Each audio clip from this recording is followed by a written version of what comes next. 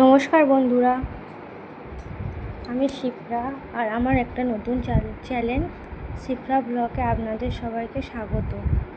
এখন বিকেল 5:30 বাজে। তো আজকের ব্লগটা আমি এখন শুরু করছি।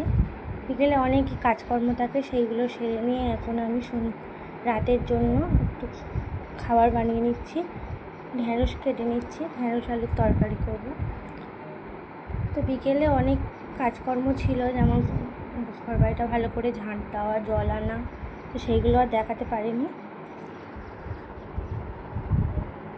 তো ব্লগ তখন দেখাতে পারিনি, তো তাই জন্য ব্লগটা আমি এখন শুরু করছি। তো সন্ধ্যেবেলা ছেলেকে নিয়ে বসা থাকে, তাই জন্য তাড়াতাড়ি আমি তরকারিটা করে নিই। এখন সন্ধে হতে হতেই তো 7টা বেজে যায়। ওকে সন্ধ্যেবেলা এগুলো করলে একটু সময় পায় না ওর সাথে, ওই জন্য এখন করে নিচ্ছি। তো আমি ওই জন্য আগে ঢ্যাঁড়সটা ভেজে নেবো, ঢ্যাঁড়স আলুর তরকারি করবো, যেহেতু ঢ্যাঁড়সটা আগে ভেজে নেব।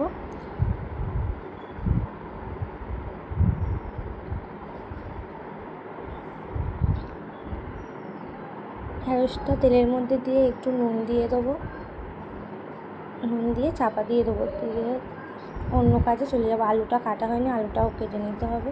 তো এদিকে ঢ্যাঁড়সটা বসিয়ে দিচ্ছি, দিয়ে আলুটা কাটবো। ঢ্যাঁড়সের মধ্যে একটু নুন দিয়ে দিয়েছি, দিয়ে এবার একটা থালা দিয়ে ঢ্যাঁড়সটা চাপা দেবো। আস্তে আস্তে ঢ্যাঁড়সটা নুয়ে যাবে। তো ওদিকে আমার ঢ্যাঁড়স ভাজা হয়ে গেছিলো, যেতে আমি সেই তেলের মধ্যে একটা লঙ্কা, কালো জিরে আর আলু দিয়ে বসিয়ে দিয়েছি। আলুটাও কেটে নিয়েছিলাম ঢ্যাঁড়স ভাজার মধ্যে। আলু দিয়ে একটু নেড়ে চেড়ে নুন দিয়ে দিয়েছি।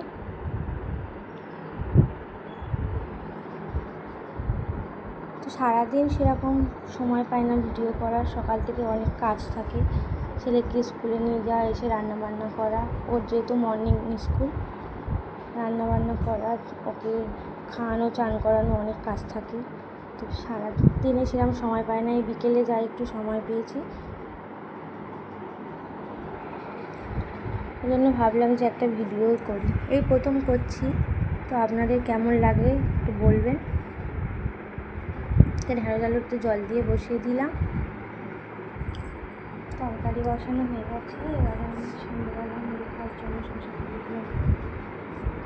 শসাটা কেটে নিই, তাতে একটু সবজি লেগে তাড়াতাড়ি করতে বসাতে পারবো।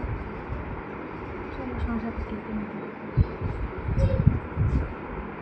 একটু বিকেলে বসে তরকারিটা করে নিলে ছেলেকে একটু বেশিক্ষণ পড়ানো যায়, আর রাতে রুটিটা করে নেবো।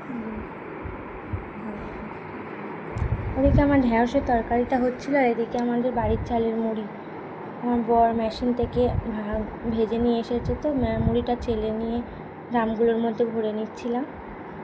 অনেক দিনই মুড়ি ভাজা হয়নি, তো কিনেই খাওয়া হচ্ছিলো। তো আজকে সময় পেয়েছে, তাই বাড়িতে চাল ছিল, মুড়ি ভেজে নিয়ে এসেছে। সকালেই দিয়ে এসেছিলো, তো মুড়িটা সন্ধ্যেবেলা দিয়েছে। তো চেলে না নিলে ওর মধ্যে খুব ধুলো থাকে, ওই জন্য একটু ভালো করে চেলে নিতে হয়।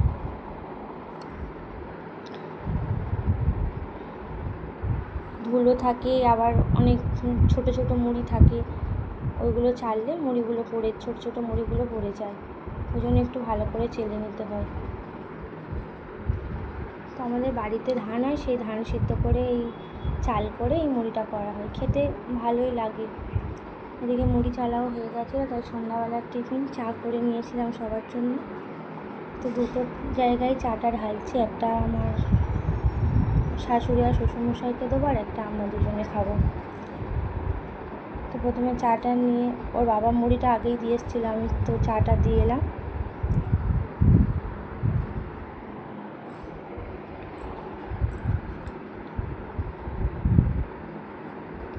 এবার আমাদের ঘরে মুড়িটা নিয়ে চলে গেলাম। তো ছেলেকে পরিয়ে টরিয়ে আবার এসেছি, তখন যেহেতু তরকারি হয়ে গিয়েছিলো, এবার করবো রুটি।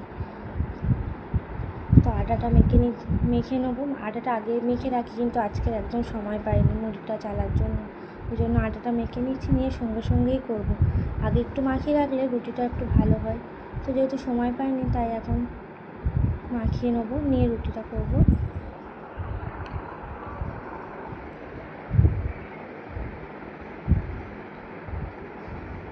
তো প্লিজ আমার চ্যানেলটা সাবস্ক্রাইব করো, তোমাদের যদি ভালো লাগে। প্রথম ভিডিও ছাড়ছি, ভুল ত্রুটি হলে একটু ক্ষমা করে দিও। তো এদিকে আটাটা মেখে নিয়ে রুটিটাও করে নিচ্ছি। রুটিটা আমার বেশি রুটি হয়নি, আজকে 7টা রুটি করেছিলাম। বর যেহেতু খাবে না বলেছিল, ওই জন্য কম করে রুটি হয়েছে। তো আমি রুটি এরকমভাবেই সেঁকি, একসাথে 4-5টা তাওয়াতে প্রথমে সেঁকে নিয়ে তারপর আগুনে ধরলেই এটা তাড়াতাড়িও হয়, ভালোও ভাজা হয়। এরকমভাবেই রুটি করি। তোমরা কে কীরকমভাবে রুটি করো প্লিজ কমেন্টে জানিও। এদিকে ছেলের ঘুম পেয়ে যাবে বলে ওর জন্য আগে একটা করে দিয়েছিলাম, ওর বাবা ওকে খাইয়ে দিচ্ছিল। রাতে রুটিই খায় বেশিরভাগ সময়। তো আজকে সন্ধ্যেবেলা থেকে যা এটা সেটা খেয়েছে, তো রুটিটা খায়নি, অল্প একটুখানি খেয়ে রেখে দিয়েছে। আর জোরও করিনি, যা গরম পড়েছে, বাচ্চা ছেলে শুধু জল খাচ্ছে সন্ধ্যে থেকে। এদিকে আমার রুটি তরকারি কমপ্লিট।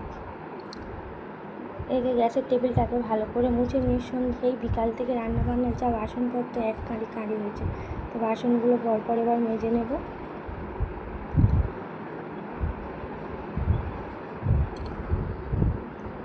চায়ের বাসন, টিফিনের বাসন, অনেক বাসন পড়ে গেছে, বাসনগুলো মেজে নিচ্ছি। সকালে এখন বাসনটা মাজা থাকলে সকালে একটু দেরি করে উঠলে অসুবিধা হয় না, তাই এখনই মেজে নিই বাসনটা।